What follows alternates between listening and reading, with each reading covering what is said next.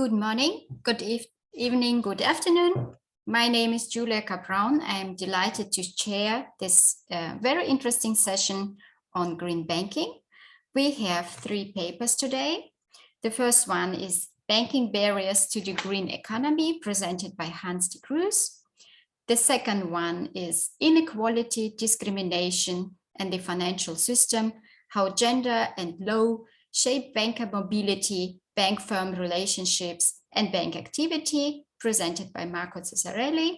And the last one is Investing in Influence, Investors, Portfolio Firms, and Political Giving. As previously mentioned, you have 20 to 25 minutes for your presentation. We will have questions posted via chat, and we will have a Q&A after your presentation. So the first presenter is Hans. Hans, please, can you start sharing your screen?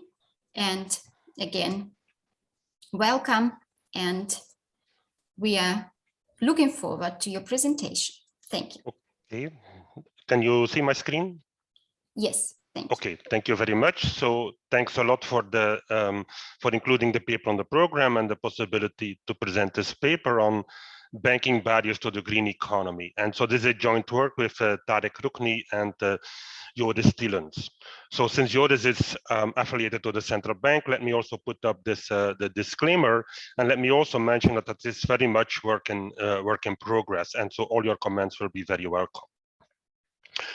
So as we probably needless to say in the audience, but in the race against climate change, financial intermediaries are holding a key role in redirecting resources towards greener economic activities. And so, as you probably all know, we have the European Green Deal, which basically wants which requires that action by all sectors of our economy in order to invest in environmentally friendly technologies. And so the former governor of the Bank of England, Mark Carney, says, well, you know, unfortunately, this new sustainable financial system is not developing fast enough for the world to reach net zero. And so what we are going to try to study in this paper is whether banks could possibly impede this green innovation.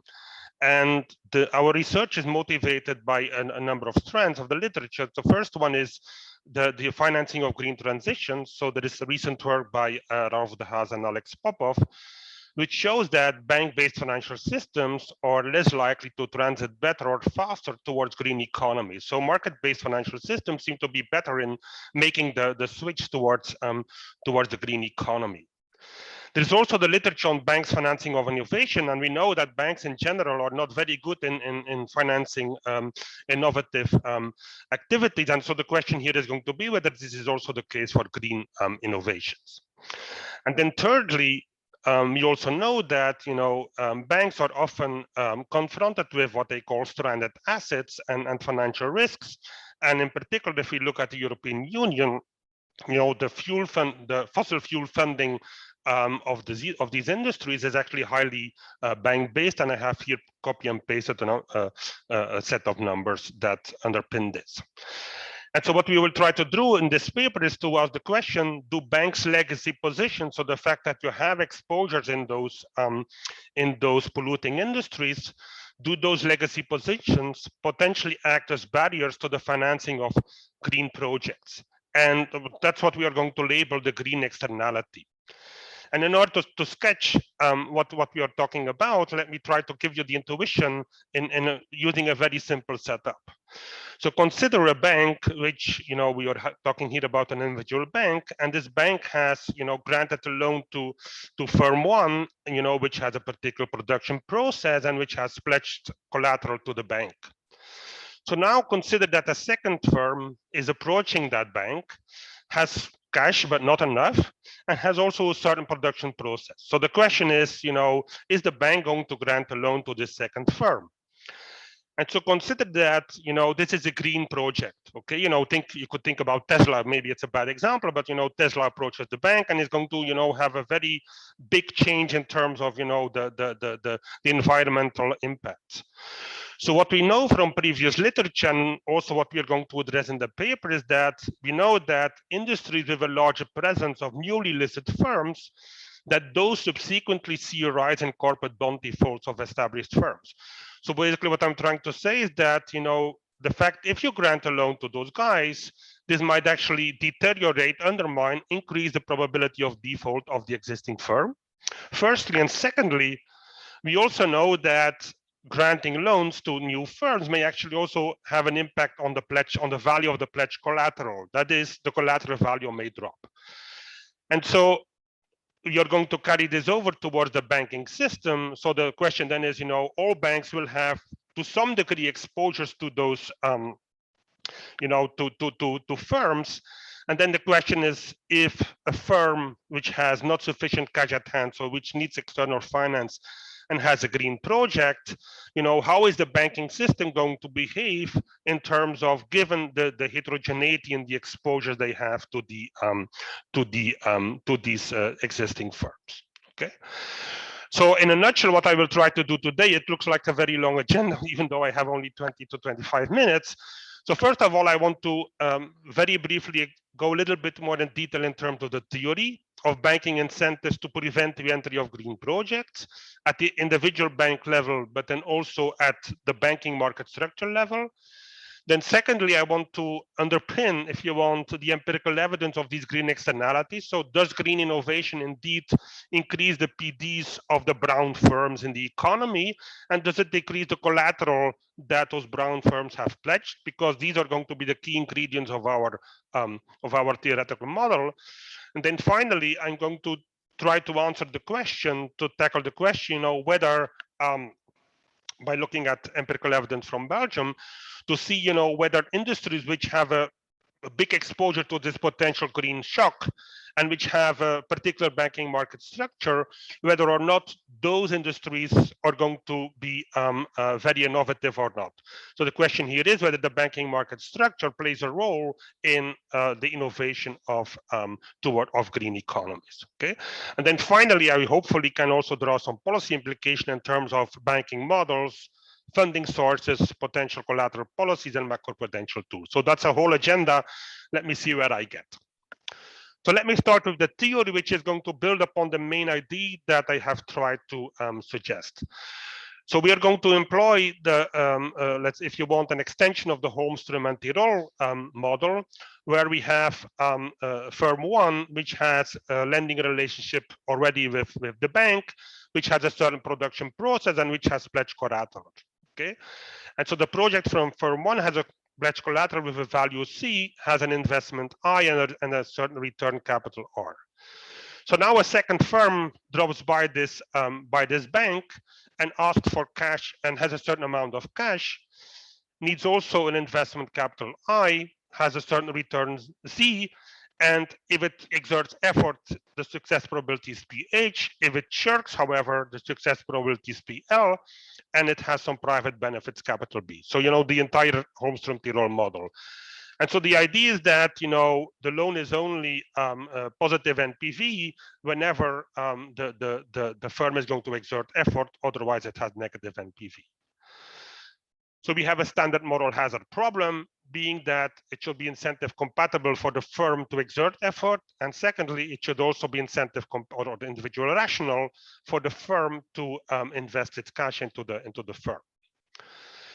So this is a situation without having this green externality. So what happens if we have a monopoly bank, what we will see, and so this is the profit that the bank is going to make when it grants a loan to the firm. When the cash at hand that the firm has is sufficiently large, the bank is going to extract all the rents of the entire NPV of the project. However, if the cash at hand is lower than A upper bar, the bank is going to ration the firm. Okay, so even though it's a positive NPV project, it's going to ration the firm. Let's now think about the green externality. Okay, so now suppose that this second firm, when it gets a loan from a bank, that this is going to lead towards an externality on firm one, and the model we are going to take here is that suppose that it drops the value of collateral. Okay, so the pledged assets of firm one to the bank are dropping in value. Okay, So what does happen? Well, what we will see is that, so again, we consider a monopoly bank here. So what is going to happen is that the profit from granting a loan to firm 2 is going to drop with this externality that it generates on firm 1, which is this delta C. So this is the drop in the collateral value. The implication is going to be that we're going to see an increase in the rationing of firms, okay? So to the extreme that, so suppose that this drop in collateral value is so large, it could be that, all firms, that is firm 2 types, are going to be rationed completely. Okay, so the idea here is that, the fact that, so firm 2 somehow needs to compensate for the negative effect it generates on the firm 1, otherwise the bank is not going to grant a loan in the first place.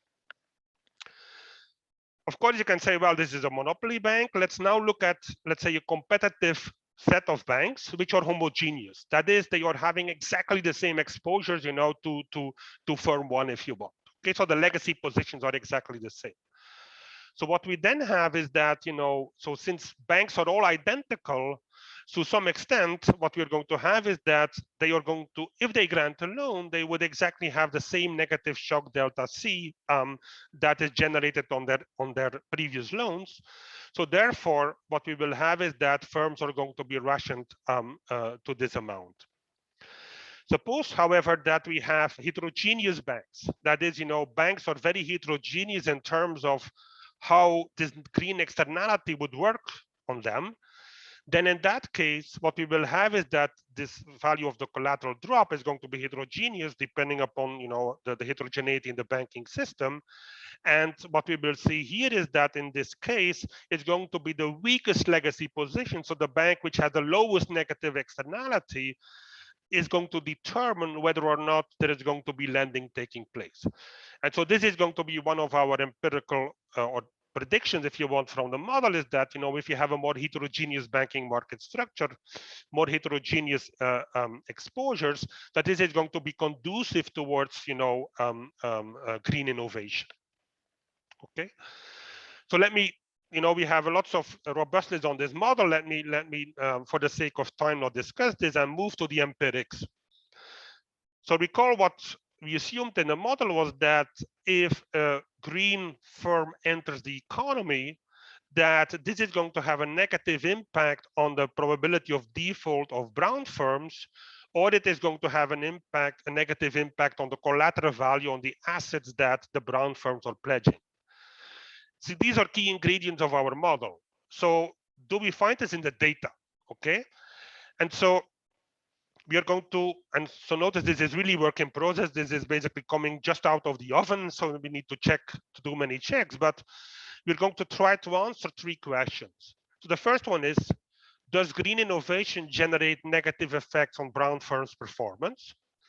Secondly, does green innovation generate negative effects on brown firms' asset valuation, so the collateral value? And then finally, do banks care in the first place? Okay, so does green innovation trigger banks to revise firms' estimated probability of default? And so the empirical setting we are going to employ here is data from Belgium. Belgium is a bank-based economy. And the nice feature here is that it has unique data on green innovation, on green procurement of assets, business-to-business transactions, and it has also credit registry data available at the bank firm level, allowing us to look into detail on this. So let me first go to the first question. So does green innovation generate negative effects on brown firms' performance? So in order to do this, we need to have a taxonomy and determine whether a firm is green or not. And so we're going to determine a green firm and it does green innovation, and we get those data from PATSTAT. So we can make a distinction between process and product innovation. And following the innovation literature, what we will try to do is we will try to look at the economic space. So consider the existing firm I, and so the green firm, which is circled over here, is firm K. So this is the potential entrant. So what we will try to measure is, how close firm K is relative to firm I, and this is, this is our firm 1 in our model, in terms of its technology, And secondly, we will to look at how close firm K is relative to firm I in terms of its product space. Okay, so there are metrics in the innovation literature that allow us to compute this. And so what do we then expect? Well, what we expect is that if we have an innovative firm K that that enters in the, which is very close in the product space, what we are expecting is that there's going to be a displacement effect. That is, we are going to see lower performance of the brown firm I. Similarly, when we look at the technology space, so when they are very close in the terms of the technology, if there is a complete process innovation, then the value of the assets that firm I, that the brown firms are going to have, are going to drop. So that's basically our hypothesis, which are based upon the innovation literature. What do we find? So how do we tackle this? So we are going to do an empirical analysis using measures of this, this closeness in the economic space in terms of product space and technology space. And our left-hand side variable is going to be an indicator of operational impact measures, which could be performance or asset valuations. And so the coefficients on this economic space, that is technology space or product space, are going to tell us, whether there is this green externality at hand in terms of having an impact on the performance of the brown firms. So in a nutshell, what do we find here? So so on the question, does green innovation generate negative effects on brown firms' performance? What we see here is we look at green innovation in terms of product or process innovation. When we have green innovation in the exact same product space, that is negatively affects brown firms' performance. And to put some numbers on this, is 3% per annum per product for the product space, sorry, and 1.5% per annum for process innovation when we look at sales, or whether we look at the number of clients that those firms are having. The second question is, is there a potential externality on the brown firm's asset valuation? Okay, so the legacy position, so the collateral that is at hand. And so what we find, so the way how we try to address this is we are looking at the probability that brown firms are going to do some additional amortizing of fixed assets. Okay, so they have an amortization scheme. Do we see changes in this? Okay, so do we see quicker amortization happening? And so what we are finding is that green process innovation in the technology space of the brown firms is going to reduce the value of those assets of the brown firms.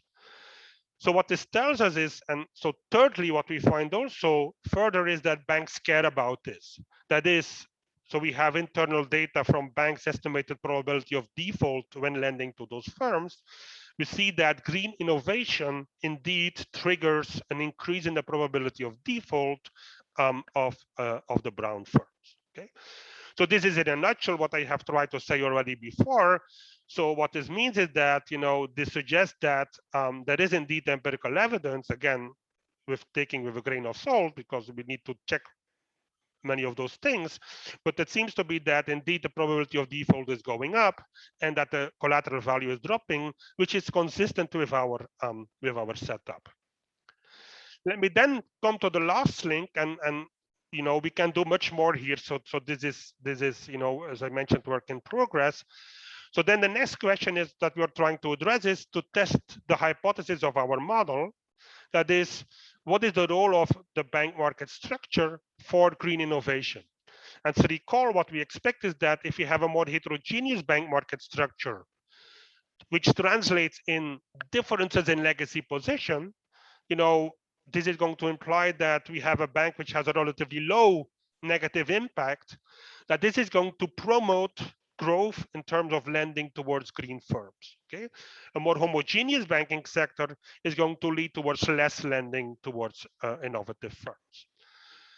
So this is exactly what I have tried to say here. So the hypothesis from the theory is that credit growth should be lower in industries which are exposed to a larger green shock and which have a more homogeneous banking system.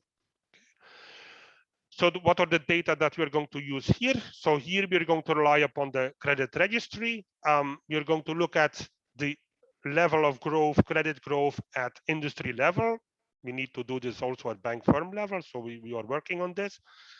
And we are going to look at the intensive margin and at the extensive margin. So extensive margin is more, if you want, new loans towards entering firms in the economy. And we are going to look at concentration in the banking market system at industry level. But notice that the Belgian market is actually dominated by 4 banks. So our measure of heterogeneity, what we are going to do is we are going to look at the distance of the market share between the big 4 banks in Belgium. So the larger this distance is, the more heterogeneous the banking system is, and the more heterogeneous they are going to be in terms of the legacy positions they are having. So in terms of then the green shock, if you want the magnitude of the shock, so the way how we are currently proxy this is from industry levels of greenhouse gas emissions, so the grams per value added from Eurostat. And so we're going to construct a technological distance measure. So when an industry in Belgium is very far away from, let's say the median or the mean in Europe, this is going to mean that, if you would have entry in those industries, that the negative externality that could work out, that this is going to be more important, okay? And so this means that, how does our empirical model look like? So in our left-hand side, we're going to explain that credit growth as a function of the technological shock, this banking market structure heterogeneity, but most importantly, the interaction term between this technological shock and the banking market structure heterogeneity. And so we expect that this gamma coefficient over here, that this is going to be positive. That is, the larger the shock and the more pronounced this the heterogeneity in the banking market structure, the more we would actually see credit growing to those industries. So what do we find? Let me skip this because I know I'm running out of time. Sorry that I cannot go over this. So this gives you a little bit of a feel for the data. So this is the banks that we're having in Belgium. So these are the big 4. And these are all the different exposures they have to the different industries. And this is a situation of Belgium in terms of, the greenhouse gas emissions they are having relative to the different industries. So what do we find in a nutshell in the remaining minutes I have? So when we are trying to explain credit growth at the extensive margin, so this means new firms entering the credit registry, new bank firm relationships, what we find is that, that this coefficient here is indeed the gamma coefficient on the heterogeneity in the distance between the big 4 banks and the potential shock, that indeed we see more lending happening to those firms. However, and so the proxy we have here, which is of course, not perfect yet, is, so how do we proxy green innovation? Here is a very rudimentary proxy, which is, new firms entering the economy. Okay, so we need to link this with our previous setup. When we are looking at older firms, which are most likely going to be less innovative, you're not finding this effect. Okay, and so this holds when we take us the technological barrier, if you want, or frontier being the mean or the median. When we look at the intensive margin, that is looking at credit growth, but for already existing bank firm relationships, you are actually not finding any significant effect on this. And so you can, to some extent, see this as a falsification test. The idea being here that, we are only finding effects on the on new firm creation or new bank firm relationship information. Okay. So to give you a bit more an economic feel for how important this is, so what is the role of this heterogeneity in banking market structure? So suppose that we compare 2 banking systems, let's say the same industry, with 2 different banking systems, one where the big 4 are exactly identical, versus situation B, where the distance, so in market shares, is 30% between the smallest and the largest. What we find is that, if we compare those industries, that this would lead towards a 15 basis points larger credit growth. So this is somehow showing the role of banking market structure. Let me then briefly go, if I still have 2 minutes, if that's okay, let me briefly go into the policy discussion. So the question then is, of course, what does this imply for policy? So what the policymaker here should try to do is to promote banking incentives to stimulate entry of green technology at the extensive margin. And so what could we do? Well, of course, one thing what you could do is to have, let's say, if you have a bank which doesn't have any legacy position, where delta C is equal to 0, this would actually help in overcoming the implications of the green externality. Alternative funding sources, thinking about Europe having the capital markets union might be very important. So develop alternative funding sources for green projects. Have certain collateral policies, promote green and sensitive collateral. So if you have collateral which is not sensitive to the green externality, this may also help. And you could also think about macroprudential tools. So you could think about having a Brown legacy penalty on Brown assets, such that this is going to stimulate entry.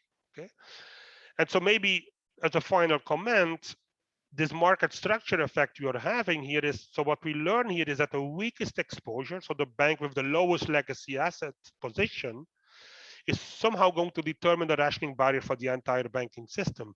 So if you have one such bank, who is willing to grant loans, it might actually also be in the interest of the other banks to start granting loans to those industries. So it's enough to have this one player to somehow break down these barriers.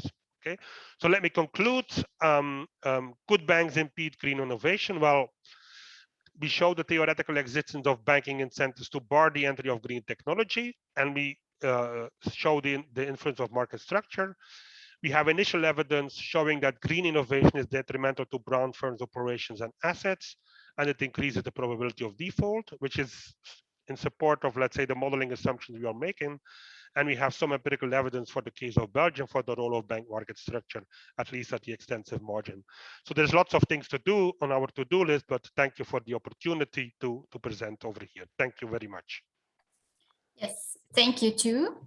We have indeed some questions from the audience, but before I would like to ask if other presenters maybe have any questions on the presentation of Hans or some comments. So I don't see any question. Then so we have one question. Why can the general innovation theory be used for green innovation analysis? Is there any bias? So, okay, so that's a good question. So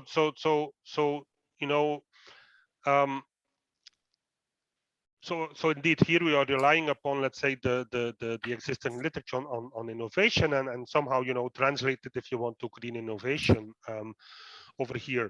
So I think you can interpret this question in two ways. So I think, the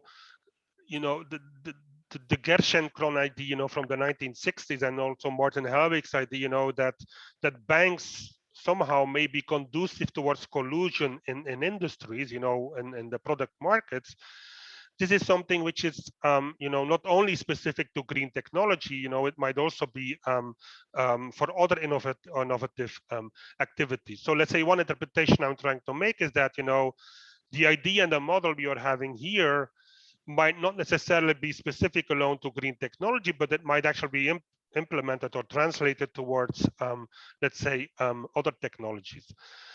Of course, one thing here might be that, so that's one interpretation. The other interpretation is, if you think then about the empirics, would be whether green innovation have differential effects on PDs, on displacement effects and collateral effects than other innovations. And that's something that indeed we can look into. So I think there are two ways to tackle that question. Thank you.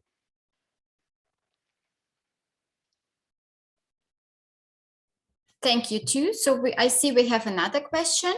What general category of Brown firms did you look at? Consumer retail, consumer production, etc. Do you think that had an impact? It's a very good question. So we are using actually here the entire universe of firms in Belgium. So the nice setting of the Belgian central bank has the entire production network, all the sales data from firms to firms. So your point would be that we might want to look more into specific industries, whether the results are driven by by specific industries. And so that's something that, that we haven't done. I must admit, these results are just out of the oven. I was so happy that I could include them at a risk, of not having enough detail. But thanks for the suggestion. We will look at that. Thank you too. So I don't see any other questions, but I have one. As far as I understood, in your model, you have two companies, one brown company and one green company. How would it look like if you have one company having both? So what I have in mind, for instance, green bonds. And we have indeed many companies, Tesla, for instance, as an example, where you have brown bonds and green bonds. So I'm wondering how does it look like then for the company? Because as far as I know, many are discussing why companies issue both types. So if there are any negative effects then on the brown side, so to say, so are there any incentives for the company to issue green bonds in there then? It's a very good question. So, I think that that is a fundamental question. Let me try to take one step back. So then let's say the more fundamental question then is, if you want, is also who is going to be the innovator over here? Okay, if we have indeed this potential entering effect, that they hinder entry, this might actually stimulate more innovation within incumbent firms. Okay, because to some extent those might indeed internalize some of the effects that are happening. Regarding your question on issuing green bonds and brown bonds, if you want, I know that there is lots of work on that. So the question there would be whether issuing green bonds actually may have negative effects for the collateral values of the brown bonds, and whether this might induce maybe failure of particular brown bonds. So this might actually also put into question, let's say the entire strategy that people, identification strategy that people try to compare those because it's the same firm. But maybe, the collateral values or the collateral pledge to that, if it is to the extent that this is specific to specific bonds, this might actually undermine, if you want, some of the identification strategies potentially. But thanks for your question. Okay, thank you. I have to interrupt at this point as we have our 30 minutes over. Thank you very much for your presentation. Thank you. Now we have the second one. It's the inequality, discrimination, and the financial system, how gender and law shape banker mobility, bank firm relationships, and bank activity by Marco Ceccarelli. Marco, please, can you start sharing your screen? Thank you, it's working. The floor is yours. Thank you, Julia. So now everything should be working and in order.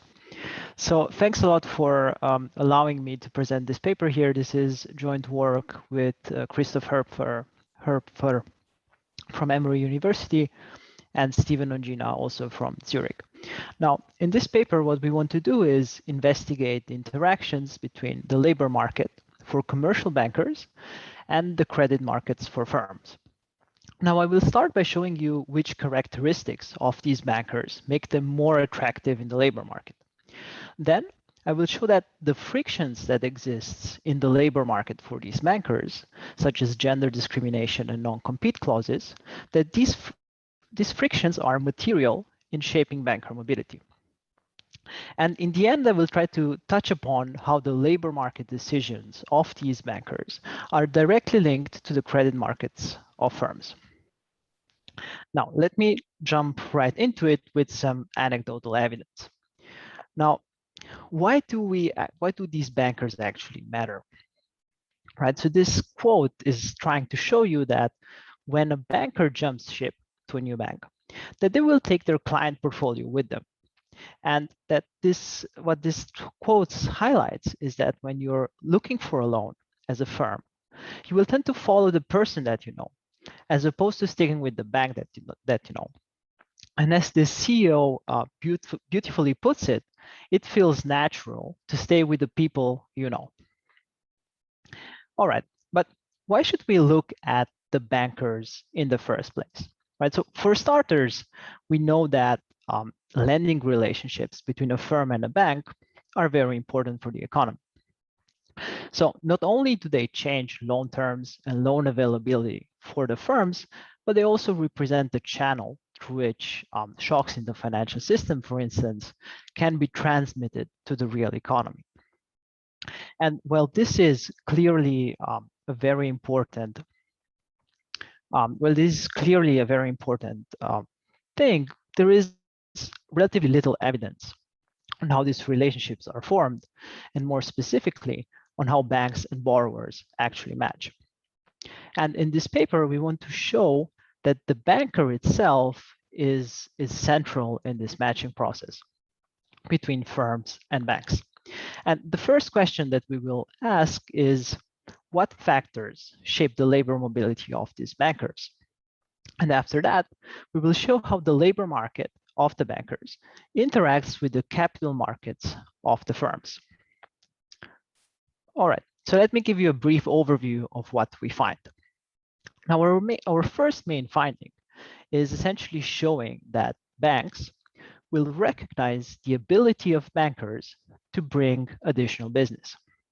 In other words, banks that potentially would be worth more to a new employer are also those that are more likely to switch between a bank and another. And in particular, bankers are more likely to switch if they have more clients, if these clients close more deals, and if they own the relationships, if they are the only relationship banker of a given firm. Our second finding shows that frictions from the labor market will shape banker mobility. And in particular, instances of a bank culture that is unfriendly towards women, and also non-compete laws that hinder this employee mobility, will both have a detrimental impact on the movement of bankers. And our final finding will try to link these two elements and show that bankers' labor market is connected to the credit market of firms. In particular, after a banker switches to a new bank, the likelihood for the borrower following the banker increases by 40% per year, which is a very large increase, representing about 3 times the unconditional probability of switching. And not only do these new clients have significant value for the bank, but also these relationships will be long-lasting, and they will improve the match quality between the borrower and the bank. So essentially, they are mutually beneficial for both parties. All right, so let me give you a very brief overview in the interest of time of where our paper sits in the literature. So as you all know, the ability of banks to create information, and in particular, this soft information, as this is called, is one factor that makes banks special. And it is important that this soft information is concentrated in the individual bankers as opposed to the banks. And this has been established in the theoretical literature for some time, but only recently the role of the individual banker has been shown empirically. And banking relationships are crucial for the firms and the economy because they influence both the availability of credit for the firms as well as credit conditions for the firm that they are borrowing, and serve as a channel that connect shocks in the financial system to the real economy. Hence, it is really important to understand how these relationships are formed. But we know surprisingly little. So what really is driving these formation of relationships between firms and banks? And recently, as I've been saying, there are some papers that show what is the role of bankers in the lending process. For instance, we know that bankers can influence the lending conditions, and also know that there are some spillovers from the lending market to the labor market of the banker. So if the banker emits a loan that then goes default, the probability for this banker being fired increases. And also, we know that knowing the same banker will make it easier for firms to collaborate among each other. So where does our paper sit? So our contribution to this literature is twofold. So first, we will show that there are interactions between the labor market for the bankers and the capital market for the borrowers. And second, we will document how these banking relationships are formed. All right, so let me give you a brief sense of how the data is constructed so that you understand better what we do. So the main ingredient for our paper is that loans are considered material events by the SEC. So essentially, a firm must file all its loan contracts to the SEC. Now, this gives us the opportunity to scrape all these contracts and using an algorithm that Christoph developed in his job market paper to obtain several pieces of loan information, specifically the bank name, the person name, and its title. Now, putting all of this together, we will be able to understand which bankers have a personal relationship with which firms. And also, if we see the banker multiple times in our data set, we will be able to identify the bankers that switch their employer. And our data set, just to give you a bit of numbers, will cover the years from 1996 to 2013. And we will follow some 20,000 bankers over this period that switch collectively about 1,000 times. All right, so here is how essentially we see the bankers in the data set. Here is an example for banker Joe. And we see banker Joe for the first time in the year 2000 when, while working at Bank of America, is giving a loan to General Motors. So this is the moment when we will code General Motors as the only connection that this banker has. 3 years later, while still working at Bank of America, banker Joe signs a second loan to HP. And this year, then the client portfolio will cover 2 firms, General Motors and HP. Now, importantly, in the year 2005, we see how banker Joe now signs a loan with JP Morgan.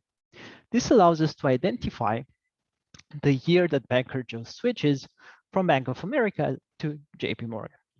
And crucially, he's not only switching, but he's also bringing all his personal relationships or the firms in his client portfolio with him. So we will consider that JP Morgan will acquire these relationships. All right, but which bankers are more likely to switch and why? Or in other words, what factors sort of shape the banker mobility? The first table that I want to show you is essentially a regression of an indicator for the first year that a banker appears at a new bank, which is this banker hired variable, on a series of variables that explain the quality of the banker, but the quality of the banker at the previous employer. So this is all lagged by 1 year. And what we find is that bankers that have relationships to more clients are significantly more likely to switch. For instance, a standard deviation increase in the number of clients will increase the chance that this banker switches by about 0.6 percentage points. Now, this sounds small, but it represents about 30% of the unconditional likelihood of switching. And the effect is much, much stronger for clients that are single contact, or for which the banker is the single relationship with between the bank and the firm. And I don't show you this here, but the same holds for the number of deals at the old bank. And this leads us to conclude that banks seem to organize, to recognize, the ability of bankers to bring in new business. And not only that, but they're also strategic in hiring the most valuable bankers. All right, but do labor markets labor market frictions in the labor market of the bankers exist, and do they spill over into the financial markets? Now, as you all know, financial services exhibit a very large gap in representation between men and women. For instance, just to give you an example, in our sample, the number of C-level executives of the banks is equal to 0. right? And there is also an ample history of gender discrimination at banks. So what we will do is we will use labor discrimination lawsuits, or alternatively, the absence of female directors, as a proxy for banks that have a culture that is unfriendly towards women. And while we don't observe separations, right, but we observe only initiations of new employment relationships, we will focus on the newly hired bankers and ask, okay, but why are they leaving their last employer? Right, and we expect female bankers to leave these banks that are unfriendly towards them, and of course, to take their relationships with them. And this is exactly what we find. So in this table, we find that, first of all, female bankers are less likely to leave banks that have a higher representation of females in the board of directors. And the second one, which is I think the stronger test, is that female bankers are much more likely to leave banks where discrimination lawsuits actually occur. Now,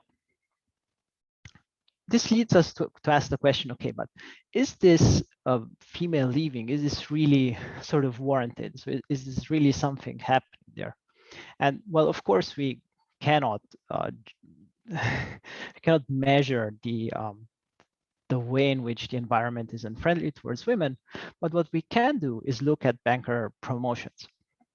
And what we find is that bankers are way less likely to be promoted compared to men. Now, the unconditional probability of promotion is about 2%, and just being female without any controls reduces the probability by 0.6 percentage points. And this even just gets worse if we control for the quality of the banker. So if you try to keep tenure constant, if you try to keep the number of deals or the number of clients that these bankers have, the probability of the bankers to get promoted is still much, much smaller if they are women.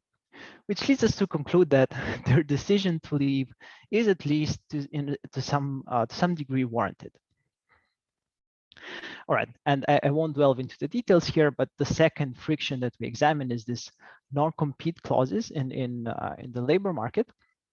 And by obtaining the banker location, we are able to see that after there is an increase in these non-compete clauses, after they are more easily enforceable, the mobility of banker goes down, which is what you would expect. Okay, but the second question now, we've seen that there is this phenomenon of banker mobility, but does it really matter for the banks? And to sort of answer this question, we will take the perspective of the bank that hires this new banker, and we will ask, okay, does this bank profit? And how can we judge if this bank will profit? We will define this variable, that bank acquires relationship to firm, which is an indicator for all firms that the banker had in its portfolio when he or she switched to the new bank. And initiation will be an indicator again that the bank initiates a lending relationship with the new firm. And we will define deals as any syndicated loans, bond or SEO underwriting or M&A advisory activity for which deal volume is available. All right, so do bankers succeed in bringing in the previous clients with them when they switch to a new bank? And the answer is an astounding yes, they do. So for instance, acquiring a personal contact to a client will make it 7% more likely to initiate a new business relationship each year. And this effect is economically very meaningful compared to the unconditional average of about 5%. Now, there are several factors that might impede the robustness of our analysis. For instance, there might be some time unvarying characteristics at the firm and bank level. So for instance, size, culture of the bank, the geography of the client, as well as pair-specific characteristics, like bank specializes in a specific industry of a firm and it gives more loans to these types of firms. Now, by introducing firm times bank fixed effects, we absorb all of this variation. Second, there might be some changes in the loan supply. So for instance, a bank is hiring a lot of bankers because it just wants to expand its business. If we introduce bank time year fixed effects, we will absorb also this variation. Finally, the same can be said about the firm that is trying to expand its business, conduct M&A activity, and so on, and this is why it's just borrowing additional capital. If we include firm times year fixed effects, we are also absorbing this variation. So in sum, bankers are very successful in bringing their old clients to the new bank. All right, this is just to show you that this is more so if the clients are more opaque, so when the soft information that these bankers have is most valuable. And of course, they just don't bring only the clients, but they also bring the deal volume, right? This is obvious, but it's good to see. Let me just skip over this in the interest of time. I wanted to show you a last finding, which is, are there some macro type of effects? Is this a good thing that happens, this banker mobility, or is it just a bank getting more money and another bank getting less money? So a very influential paper by Michael Schwert points out that there is an endogenous matching between bank and firms, and that there are some bank-dependent firms that tend to match with well-capitalized banks, and vice versa. And this endogenous matching, the idea here is that it smooths the overall cyclicality of credit supply. So if the financial system has a shock, then well-capitalized firms will be firms that have access to the credit markets will be more able to sort of borrow from the credit markets instead of relying on the bank. Whereas if they have not this access, they should be better matched with a bank that is well capitalized and is less likely to be target of this shock. So do personal relationship improve the quality of this matching between banks and borrowers? And what we try to show you here is that indeed they do. So we define a good bank firm match if there is a match between a high capital bank and a bank dependent firm, or a low capital bank and an independent firm. And we show that, well, yes, the baseline effect, like new lending relationships, they will on average improve match quality a little bit. However, the improvement is much bigger if we look at initiations that occur when the bank has a personal relationship to a firm. In this case, I'm sorry, my headphones just shut down. In this case, the increase is about 20% compared to the unconditional mean. All right, so let me conclude. So we investigated the interactions between the labor markets and the capital markets in the US commercial lending market. And we find that bankers with the most valuable Rolodex are those that are also most likely to be on the move. And after a banker's switch, former clients are about 3 times as likely to initiate new lending relationships with these lenders. Moreover, there are these macro effects. So bankers moving increase the match quality between banks and borrowers. And finally, there are labor market frictions that spill over into the capital market. Especially female bankers are leaving banks with female-unfriendly cultures, and by doing so, they will shift significant business to competing banks. Thank you very much for your attention. Yes, thank you very much for your presentation. You're perfectly on time. It's exactly 20 minutes. We have one question from the audience, but before I move to this question, I would like to ask the other presenters if you have any questions. Just switch on your hands. I think Can I ask a very interesting paper? So I was wondering whether you could also look at, let's say, consecutive switches, you know, let's say bankers which are moving, let's say, several times, and so I was wondering, you know, whether the effects would be, you know, would be very different for those people or not. And secondly, you know, whether maybe you presented it, but whether you could look also at the loan conditions that the firms are getting from those, when they switch with their personal bank, if I may say it like that. Thank you. Can I answer directly? So for the first question, that's a great suggestion. We'll be doing this in the future. We don't at the current project, and for the second, we don't, because that's essentially Christoph's job market paper, right? That examines, okay, how do the loan conditions change when bankers switch? Yeah, but thanks to you for the questions. Thank you. Well taken. Okay, then we move to the question from the audience. Since the female bankers are less likely to be promoted, do you think it will be more difficult for female bankers to develop personal relationships with clients? And will this have any influence on your findings? Yeah, so thank you a lot for this question. And indeed, I think it's absolutely the case. And I think this is a very big problem. It's sort of the dog biting its own tail, right? And this is also what we're trying to explore. We are developing this discrimination part, and we're trying to carve out a separate paper for this. But this is one alley that we are actually looking into it. Whether female bankers have the same opportunities, if you want, as male bankers. And from preliminary analysis, it seems that they don't really. So you're pointing out an existing problem in this industry. So can you see from the data that female bankers have lower Lodex index? So do they have less connections exactly in your so. sample? That's correct, yes. So I don't see any other questions from the audience, but I have one question, one understanding question.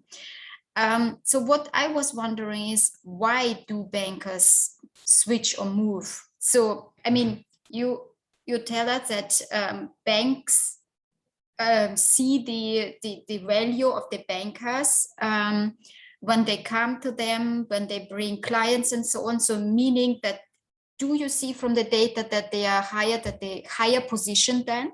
So do you see the level then? I mean, you won't see the payer, how much they pay them. But I was wondering why other banks, or old banks, so to say, cannot keep such bankers, because they by themselves have also somehow recognized, right? Yes, that's indeed a question that's very difficult to answer with the current data set. What we try to do in the paper is point out it's not a bulletproof analysis, but sort of use the average compensation of the board of directors as a sort of a proxy of the bonus pool that these bankers have available. And we find that when this compensation goes down, so to speak, then the probability of the bankers leaving is higher, hinting that salary is one reason why these banks go away. I honestly, it's very difficult to test why the old banks don't keep these bankers. Can you see the position? The position level? Because as far as I know from the banking industry, so people usually moving because they are promoted elsewhere, and when you stay with the old bank, then the probability is lower. So maybe this is one of the motivations to be more senior, at least at some levels, right? If you already am managing director and higher, then maybe this is not the reason. But for levels below, I would think that not the salary, because old banks would also pay a good bonus, so to say, for these bankers, but the promotion may be kind of difficult. So this is how you could solve this with your data, right? No, you're absolutely right. We haven't done this yet, but that's a very good test. Thank you, Julia. Okay, thank you. So we, I think we are also perfectly on time. Thank you very much. I don't see any other questions. And if there are any questions from the audience, I think we can still post them, and we will have maybe a couple of minutes after all presentations if there are any other questions. So then I would like to invite our last presenter. I'm sorry, I cannot spell your name, Eyub. Yegen. He will present the paper Investing in Influence, Investors, Portfolio Firms and Political Giving. Can you please start sharing your screen, and you're welcome. Awesome. Thank you, Julia. This is thank you very much for having our paper on this program. It's fantastic to be here. And so this is joint work with Marianne Bertrand from Chicago, Matilde Bombardini from Berkeley, Francesco Trebbi is also from Berkeley, and Ray Fisman from Boston, and I'm at HKUST in Hong Kong. And so this is a project that we have been working for a while, and it goes back to this big picture question that we had in mind in terms of saying that we know that there are campaign financing laws around the world in which they actually, let's say, put some caps to, let's say, how much money individuals can give to, let's say, politicians and other, let's say, politically active committees. And in that way, that the whole purpose of, let's say, putting these campaign finance rule in place is that it's actually making, let's say, the whole election process more democratic. So think about, let's say, if you have very well-resourced entities, like, let's say, very extremely rich elites, they have a lot of resources to, let's say, support certain politicians. So if you don't have these caps, what then could happen is that you make sure distort, let's say, this democratic process in general, because you're corrupting, let's say, politicians. So the whole purpose of, let's say, to put these campaign finance rules is that to really eliminate the excess influence these well-resourced entities may have. But then we also know that whenever there are some laws, there are ways of getting around these laws. So what has happened over, during these like past years is that there's actually some certain changes that happen to the let's say the laws as well. And what happened is that one of the very good example is that the FEC actually ruled in favor of this lawsuit in which they actually lifted some of the, let's say, the campaign contribution restrictions to super PACs. And that was one mechanism that individuals actually showed that, let's say, super PACs are another instrument that these, let's say, well-resourced entities are circumventing these political campaign contribution limits. But then we also know from the existing literature that there are other ways that these well-resourced entities are, let's say, circumventing these, let's say, campaign finance laws. And one way is, let's say, bundling, and then there's lobbying activities. And then since 2014, there are these super PACs. What we will be doing in this paper is that this is going to be something of great interest, potentially great interest to finance scholars and interest to individuals who are working in corporate finance. And what we are going to do is that we look into the equity ownership and how equity ownership can actually be a mechanism in order to, let's say, amplify the influence of these well-resourced entities, in particular institutional investors, and whether that's a mechanism in order to, let's say, translate economic power into political power. And so these institutional investors have been actually quite vocal in the spectrum as well. And so there's North Star, for example, that has been filing these proxy statements in which they actually say that they should be allowed to step in and make, let's say, a statement in terms of what the portfolio firms are doing in terms of its, let's say, political contribution. So specifically, this example is on Intel. TIA has also been very vocal in this regard. And so this is, I need to make I need to put a side note here that these political action committee givings are mainly actually coming from the employees of the corporation. And it's never coming from the corporation itself. So there is actually a strict rule that you're not allowed to use actually the firm's money itself in order to, let's say, support politicians through, let's say, Intel's PAC itself. So in that aspect, what we were a bit like finding quite interesting is that these owners actually come in and say that the employees, for example, employees' money should be redirected in a certain way that should benefit, let's say, the corporations rather than, let's say, reflect the overall beliefs of the employees themselves.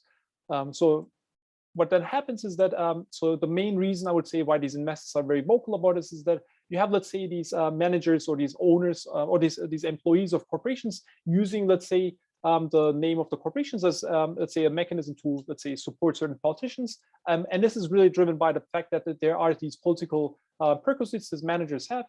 And it's not necessarily benefiting the corporation. And in fact, it can actually harm, let's say, the reputation of certain investors. In particular, let's say, if you have these very socialist investors, they are, let's say, against these anti-LGBTQ legislators' agendas. In those cases, it may actually be very harmful to the corporation itself, where, let's say, Intel, for example, may be supporting some of the anti-LGBTQ plus legislators. So in that aspect, investors may step in and let's say put some constraints to the managerial political prerequisites, and might make sense from a misgovernance type of issue. But then there's also the potential that investor may see that there is room for, let's say, influence. So they may step in and then they may say that, okay, you should not support these type of, let's say, legislators, but you should rather invest into support these other legislators that I also like to support. So we might be able to see actually that there is a trading of managerial misgovernance issues with owners' misgovernance issues. So that's what we will be also be testing in terms of if there's actually replacement of certain politicians being supported by, let's say, the firm, just because you have, let's say, Citadel as one of the owners of this corporation.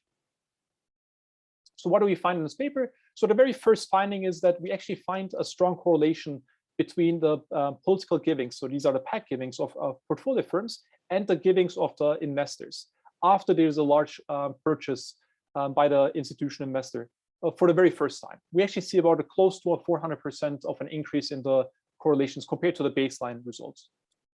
And then we claim that this result is causal. We will be including a large set of two-way fixed effects. And then we will also be looking to these passive acquisitions, namely these index-driven acquisitions. So think about, let's say, Intel being added for the very first time to S&P 500, and then BlackRock tracks the S&P 500 just in a passive way. So just because of this, BlackRock will be holding more shares of Intel, and we will be exploiting these type of exogenous variations in ownership. And then we will be also looking into who changes or who adopts to who's giving. It could be, let's say, I'm pitching this right now as a way that, because I know the results, so I'm pitching it, I'm giving a bit like a preview of what I will be showing. So we will also be testing whether, let's say, firms are adopting to the investors giving, or is it vice versa? And I will show in a bit that investors are actually having quite sticky givings, so they don't change much over time, but rather the firms are changing actually quite more frequently. They're giving to politicians. So they seem to be actually adopting more likely, it's more likely that they're adopting to the investors' givings rather than the firms, the investors adopting to the firms' givings. And then we also will, I will show that the results are coming primarily from these very partisan and political investors, and it's also driven primarily by private investors. And board membership is also an important mechanism to understand how institutional investors are influencing portfolio firms. So to just give an overview of the data that will be used for this paper, so we will have two sets of analyses. One is going to be at the firm investor pair level, firm investor congressional district cycle level, and then the other one is going to be at the pair cycle level, which is going to be these cosine similarity scores. And then our starting sample, the starting point of the sample is going to be 1980. That's when we have all of the 13F holdings, and then it's going to go up to 2016. We just recently extended the sample to 2018, and the results are very similar. And then we will include all of the portfolio firms of these institutional investors. And then what we do is that we link this ownership data to the PAC contributions data. We first used some sort of fuzzy matching procedure, and then we had a large set of RAs verifying these matches. And then the ones that didn't match, we actually went back and then manually matched them. So we believe that it's a pretty comprehensive match, and it's a good match that we hopefully have done. And then we follow the AER paper by Marianne, Bertrand, and the other co-authors, in which we will be focusing only on incumbents.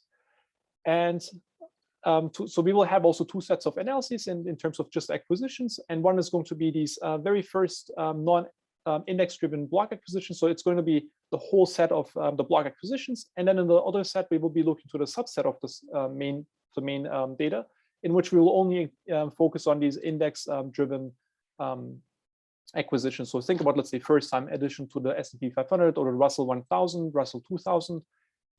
And that's what we will be exploiting to draw some causal inference. So the analysis, so to be included in our sample, what we require is that there should be a firm investor pair in which the investor never had any ownership in this given firm. And then in one quarter, you see suddenly that the investor is actually acquiring at least 1% of outstanding shares. So the reason why we wanted to look into these very extreme cases is that it gives us these nice event study type of cases, where we have, let's say, in the pre-period, no ownership at all. We can see what the correlations are. But then in the post-period, we have a sudden increase in the ownership stake. And we can exploit this in a sense to understand if actually ownership is an important mechanism in order to see that the firm becomes very similar in terms of its political giving compared to the investors' givings as well. So this is going to be used in both the ownership correlation sample and then also the quotient similarity scores. So the main variables that we will be using in this paper is going to be just the logs of the firm's PAC givings and then the logs of the investors' givings, and we will be looking at the congressional cycle. So think about, let's say, Nancy Pelosi being in California in a district there, and then in 2018, if BlackRock is supporting Nancy Pelosi, and then also if, let's say, a portfolio firm that is newly acquired by BlackRock is also supporting her, and so we will be tracking these type of givings. And then the quotient similarity scores is going to be collapsing to the either it's going to be at the investor firm level, so it's going to be either looking to how similar is the giving between the firm and an investor at time t, and then also we will be doing the same exercise for investors and firms, and we will look into, let's say, if the portfolio of givings, these political givings by the investor, is changing over time, and then also the same exercise will be done for the firms. And by quotient similarity score, I mean it's a very simple score that we do. It's very similar to correlations, but it's just a dot product between the vectors of givings by the investor and the firm in a given cycle, and then that's divided by the length of these vectors. And then, so before I share with you the results, so the very first test we will be doing is that it's just going to be a log1 plus firm PAC givings, and then we will be having on the right-hand side the interaction between the investors' PAC giving and the post binary variable, where post is going to take the value of 1 and the periods when the investor has acquired at least 1% of ownership. And we will be, it will be always, it will be turned on 1 up until the investor divests, and then it will be excluded from the sample. In the pre-period, it's going to be just a 0 value being taken. And then we will be including including all sorts of like fixed effects, so interaction between investor, firm, congressional district, and congressional cycle fixed effects. And what do we find? We find that actually compared to the baseline effect, so just the unconditional correlation, there's about a close to actually more than actually 350% of an increase in the correlations. And this even survives after including these very, very strict two-way fixed effects. So think about, let's say there's one politician being very popular in a given cycle, we will be controlling for that. Everyone might be donating to that politician, but we will be controlling for these type of, let's say, popularities of politicians. Or they may be, let's say, investors and firms self-selecting into each other. And so we will add firm types investor fixed effects that should also capture some of these unobserved heterogeneities. And then also, let's say, if a firm, let's say, supports certain politicians all the time, or if they support certain politicians all the time, we will be controlling for that by adding, let's say, firm times district or firm times or investor times district fixed effects. Or let's say if the investor gets a lot in a given cycle, that will be captured by investor times cycle fixed effects. So in that aspect, we added quite a lot of fixed effects that hopefully will capture some sort of, let's say, these endogeneity concerns that you may have in mind. But of course, there is a potential that, let's say, these politically active investors are sorting into similarly minded portfolio firms from a political perspective. So that sorting may actually be slowly, let's say, there may be a slow convergence in givings, and that may be, that's what there might be, let's say, picking up. So in order to, let's say, address this concern, what we wanted to look into is if, let's say, there is an institutional investor, and suddenly that institutional investor has to hold certain stocks because they track, let's say, an index. Just because of tracking the index, let's say we will be able to, let's say, exploit when BlackRock, for example, an indexer has a lot more shares in Intel. Does then BlackRock make use of this, let's say, opportunity or this economic power that they have gained by just tracking the index? So there's not a self-selection issue here, and then we can use that, let's say, to exploit whether actually BlackRock would be transforming its economic power into political power by, let's say, influencing the portfolio firm. And what we find is that compared to even the main results, the results are actually much stronger in the subsample test when we look into just these index-driven acquisitions. And we claim that this makes sense in a sense that if you think about, let's say, sorting. So if I'm, let's say, Citadel, and I'm just sorting into Republican stocks, then there's already a pre-existing correlation I have. So after acquiring the stock, you might not, let's say, influence the portfolio firm very much because you already are sorted into these, let's say, let's say, similarly aligned, politically aligned companies. But with the index-driven acquisitions, you don't really sort into these stocks. You just track an index, and then you suddenly have to hold certain stocks. So in that aspect, it makes sense that we find much stronger results here compared to the baseline results. And the results are actually quite strong compared to, let's say, the unconditional correlations. So you see actually something about higher than 450% of an increase in the correlations. And then we also do this with event plots, so to just make it easier to see how the correlations are, let's say, these political givings are converting. And we see actually not very much in the pre-cycle, but then in the pre-acquisition periods. And then in the post periods, we actually see a large increase. And then in the index-driven actually acquisitions, it's very steady. It becomes steady in the second quarter, in the second cycle. So these are, each cycle is about 2 years, and it's after 4 years we see a steady, let's say, a giving pattern. And then for the event plots based on coincidence similarity scores, we also see something similar here as well. And then what we do next is that, so far I just showed that there is indeed this increase in correlations of political givings between the portfolio firms and the institutional investors. But then it's still unclear whether, let's say, this is about, let's say, driven by the fact that institutional investors may be just very good informed. They're very well informed about, let's say, which politicians the portfolio firm should be supporting. And this is just about, let's say, an information story. So institutional investors are just very good at picking these good politicians, and the firm just is horrible at it. So it might be just something that we're capturing, that there's a shift in political givings just because, let's say, it's better for the portfolio firm rather than, let's say, being something good for the institutional investor itself. Let's say, think about, let's say, these non-pecuniary preferences that these institutional investors may have. So that may be then, let's say, one factor as well. So there are these really two competing factors that are moving. One is this is something strategic, it's good for the company. And the other one is it's a consumption good for the institutional investor.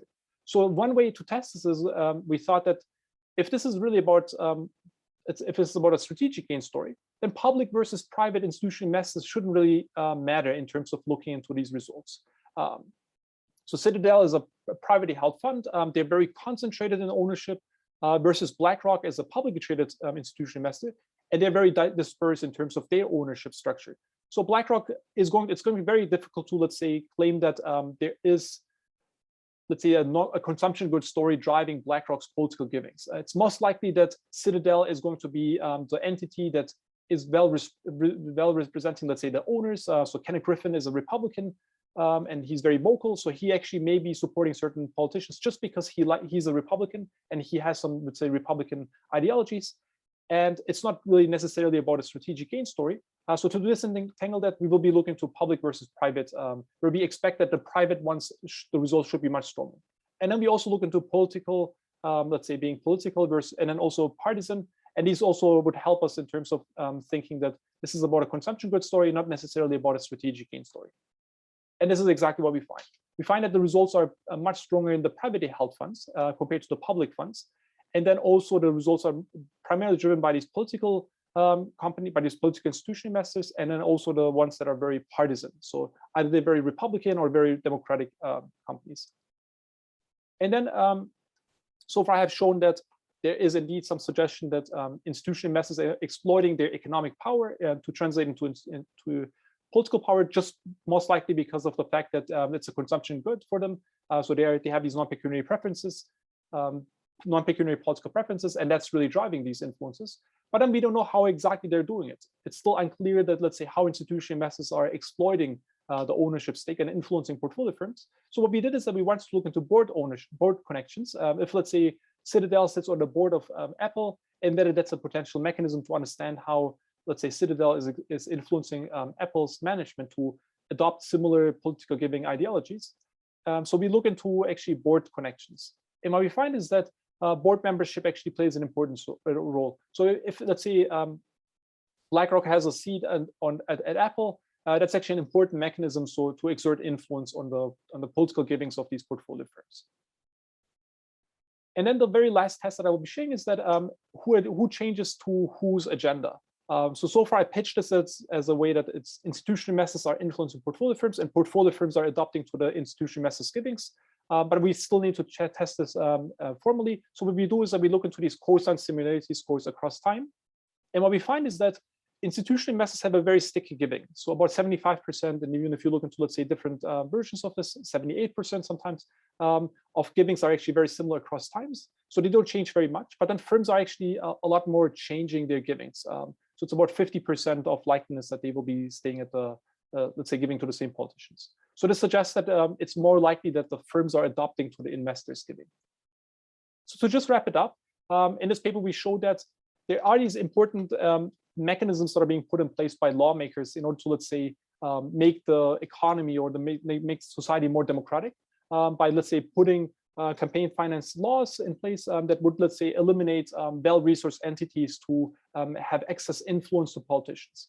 But we find an important and a distinct channel in which actually institutional investors are very well and resourced and powerful entities in the economy that they can actually circumvent these type of laws by actually making use of their economic power to translate into political power. And we claim that this relationship is actually causal by looking into these index-driven purchases. So these indexers are actually exploiting also their ownership stake in order to, let's say, amplify their political voice. And this result is primarily driven by the fact that firms are adopting to the investors, and it's not the other way around. And board connections actually play an important role as well in order to understand how institutional investors are transforming their economic power to political power. Thank you so much, and I'm looking forward to your questions. Yes, thank you also very much for your presentation. You're perfectly on time. Thank you. So before I move to the questions from the audience, I would like to ask whether there are any questions from other presenters. So if there are any... Maybe a small question slash suggestion. Have you considered looking maybe in addition to the index reconstitution experiment also at the mergers between S13F investors? There is, I think it's forthcoming or published paper by Michelle Laurie that essentially assembles this data set, and this data set is also freely available. So maybe you could use this as a second channel. And the reason why I'm saying this is because it feels very much like a sort of an activism story, right? This political contributions. So I guess that it would be more convincing to have another type of. Yeah, thanks. Thank you, Marco. Maybe to just comment on this. So I actually have another paper. It's similar to what Michelle has written, and in which actually I show that these acquisitions are potentially flawful. So I don't want to go into the details, but I show that there's a lot of portfolio rebalancing happening in the post-merger acquisition by the acquiring entity. So whenever you draw some causal inference, that's actually incorrect in a sense that because we use the pre-acquisition holdings. So we were very hesitant. Initially, we thought we should do this too, but then because I had this other paper in which I showed that it's actually not good setting to draw some causal inference on ownership influence on portfolio firms. So I can send you the paper if you would like. It's a very different topic, but it's certainly similar in terms of its the ownership effects. Sounds interesting. Thanks. Thank you. We have one question from the audience. In terms of climate governance, there is a valid criticism that some large firms are undertaking both pro and anti-carbon emission reduction lobbying of lawmakers. Applying the study, how do you think climate change legislation could be affected? That's a very good question, actually. So this is something we also want to take this even further. So like to look into what exactly these institutional investors are doing.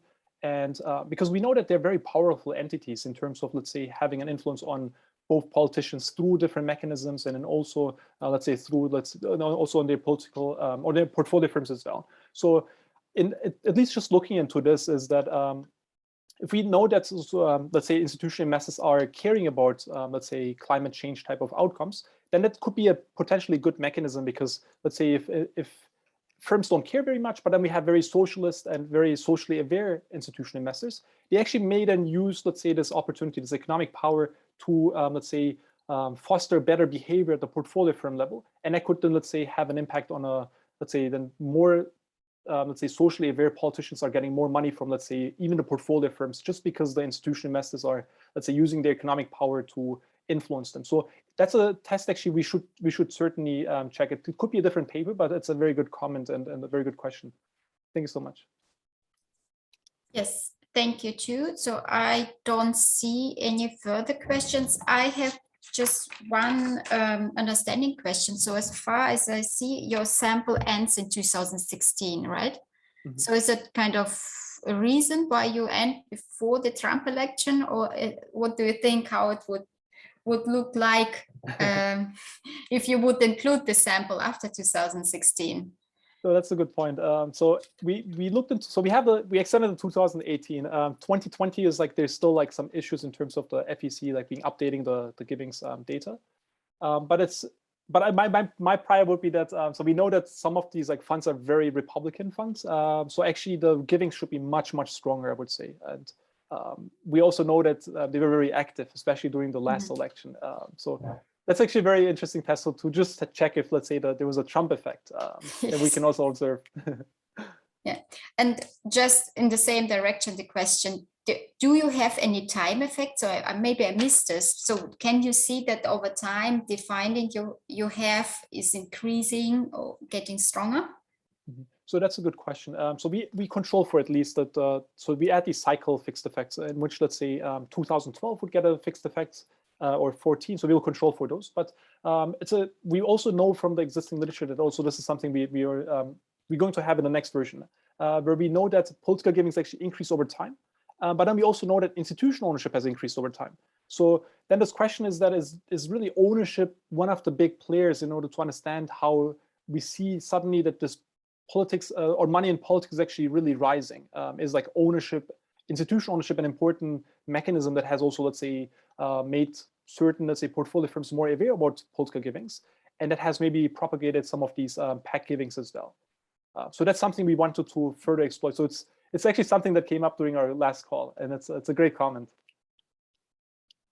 Okay, thank you. So we have still some few minutes left. So if we have any other questions, not only for this presentation, but maybe also for the first two presentations, so please feel free to post your questions, also from the audience or from other presenters.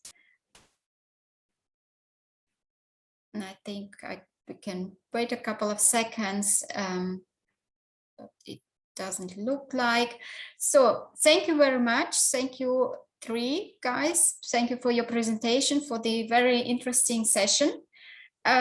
Yes, let us move to other presentations, to other sessions. I'm also happy to be here, and let us see how it looks like in the other session. Thank you and see you. Bye. Thank you for sharing. Thank you. Thank you. Bye-bye.